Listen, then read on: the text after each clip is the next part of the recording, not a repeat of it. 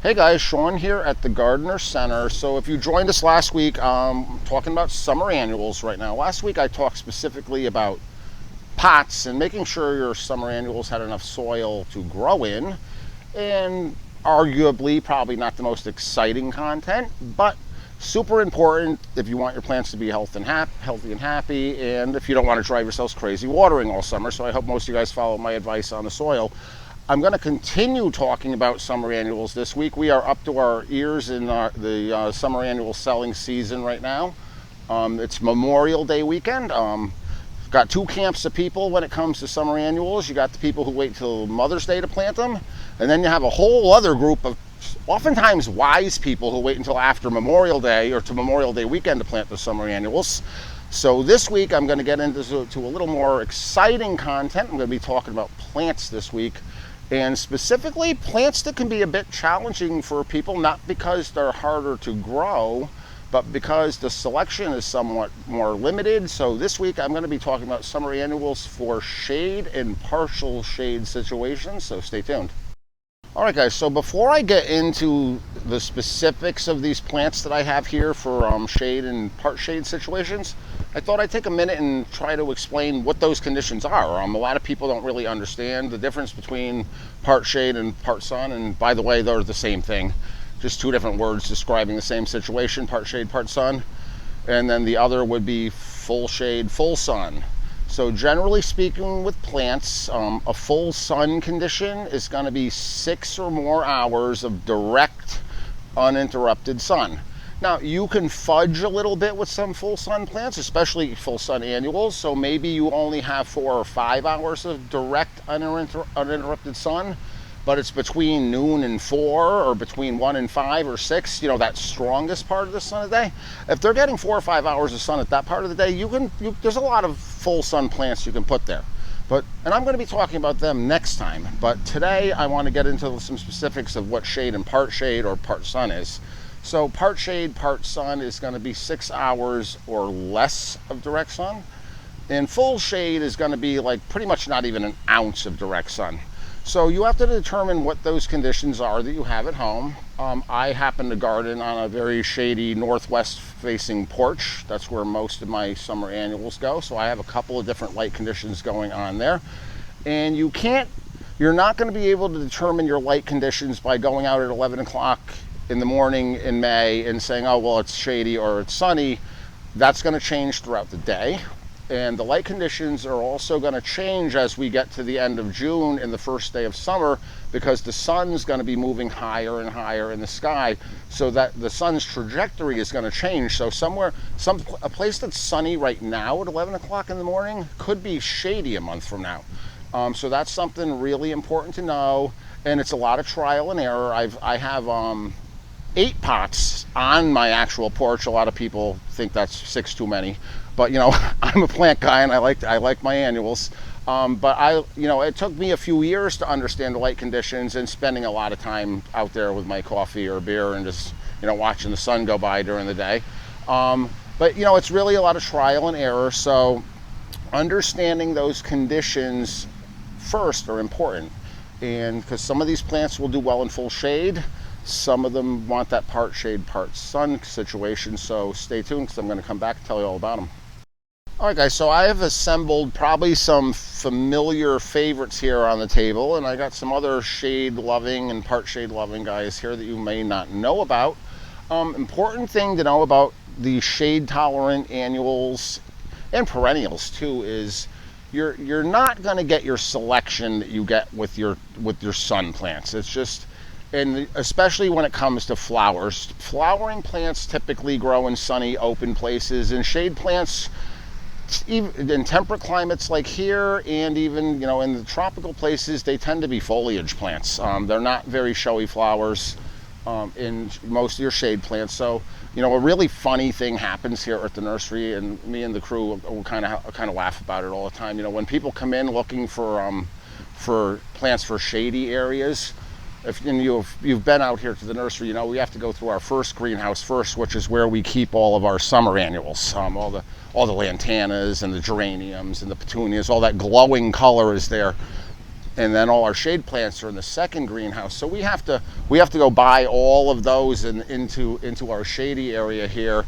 And as we're showing everybody our shade annuals, which are for the most part foliage plants, with the exception of a few flowering guys here, you know, everybody just keeps looking over their shoulder saying, well, what about those over there? Can't we have those? And it's like, no, well, you can only have those if you have 5 or 6 hours of direct sunlight or more. And they're like, okay. And then as we look at the choices, the amount of sunlight they receive actually kind of increases as time goes by. So we start with only 3 hours of direct sun, and then by the time we're done looking at everything, it's like, you know what? I might have 6 hours of sun there. And guys, don't do that. We can't force the sun plants to grow in the shade.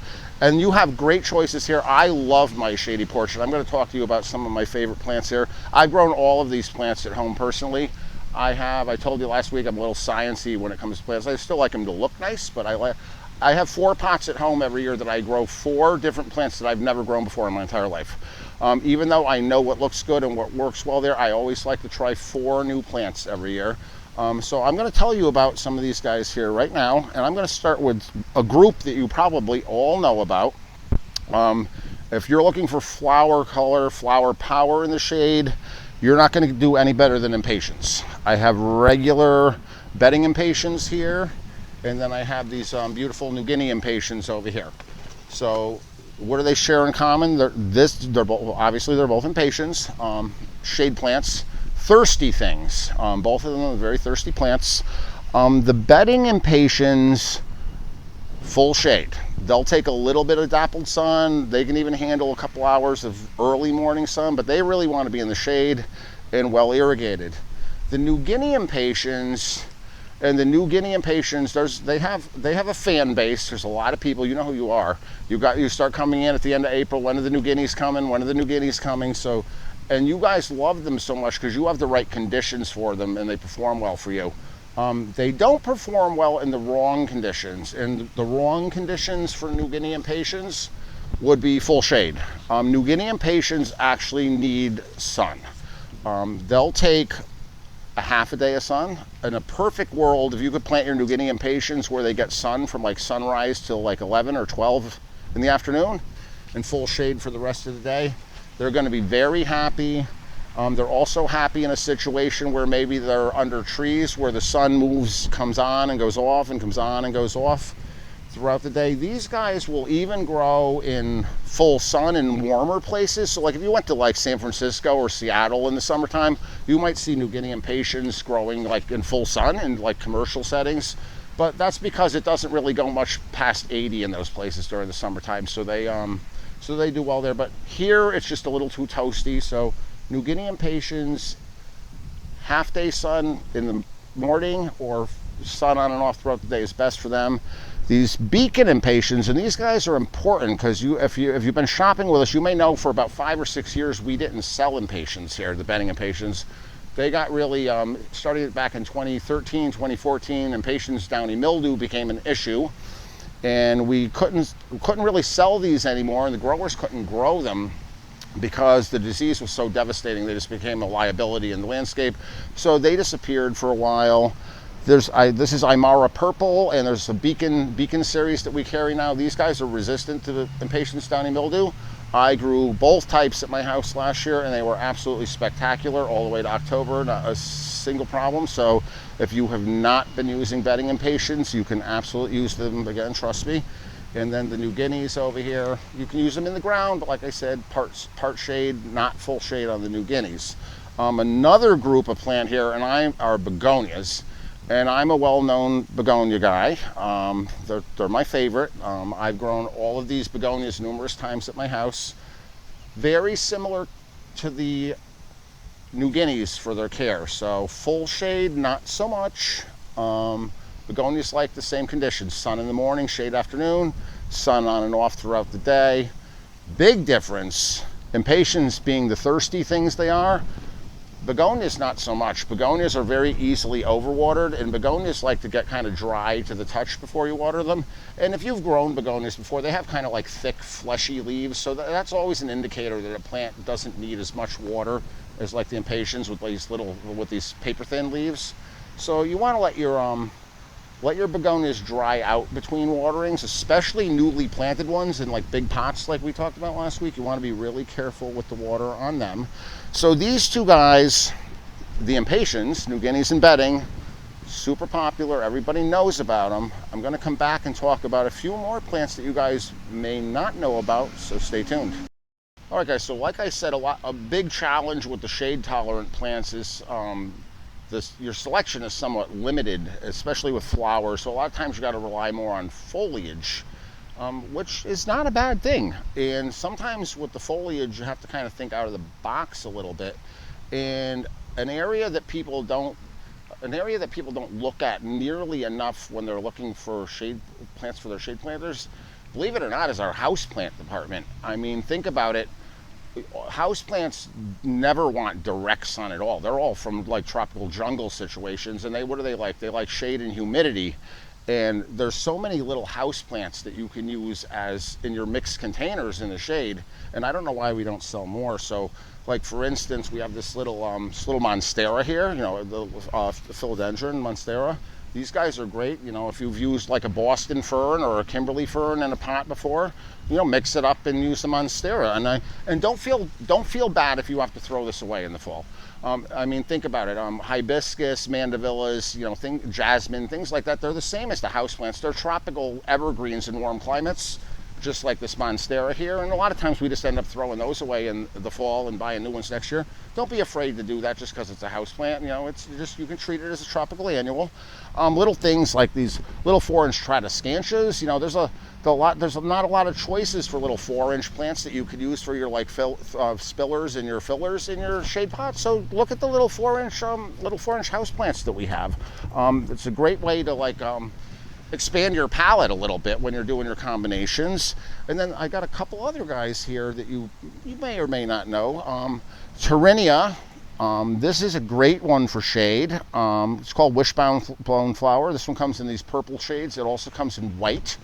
If you're gardening in the shade and you wish you could use things like bacopa or white petunias but can't, these guys are great. A great alternative to that there. You know, I talked about foliage being something you have to look at a little bit more than flowers. Caladiums over here. Caladiums are beautiful. They come in these white and green varieties. There's also pink and green, pink and white, red shades. So caladiums, great choice there, especially if you need something with a little height in your pot. And we talked about begonias earlier, the flowering ones, but look at this Rex begonia over here. This is another one that you more often than not see as a houseplant. But how gorgeous would that look on a pot on its own on your shady porch? So keep the Rex begonias in mind. Another favorite one of mine, this is called a foxtail fern. Talk to me about this plant when you come in, because I love this plant so much because number one, it's not even a fern, but it grows in the sun, it grows in the shade. And what really makes it not a fern is number one, it's flowering. So we already know it's not a fern because ferns don't flower. The other thing that's very cool about this plant is it's super drought tolerant, which is also not a trait of ferns. So this is a great plant, again, that I love to use on its own in a pot, either in the sun or the shade. And another one on the subject of sun or shade, everybody knows coleus. Coleus is one of those plants that you can go back and forth with. You can go into full sun or full shade with coleus. The lighter green leaved ones like this, you want to keep those in the shadier places. But any of these guys with the dark leaves, the dark red leaves, or the burgundy leaves, these guys will go full sun. They need a lot of water, but these are a great plant for height in full sun containers as well. So keep the coleus in mind. All right, guys, I hope I gave you a little bit of insight on what shade and sun is today, and give you a nice little tour of what's here right now at the store. So as always, thank you for watching, and I'll see you again next week.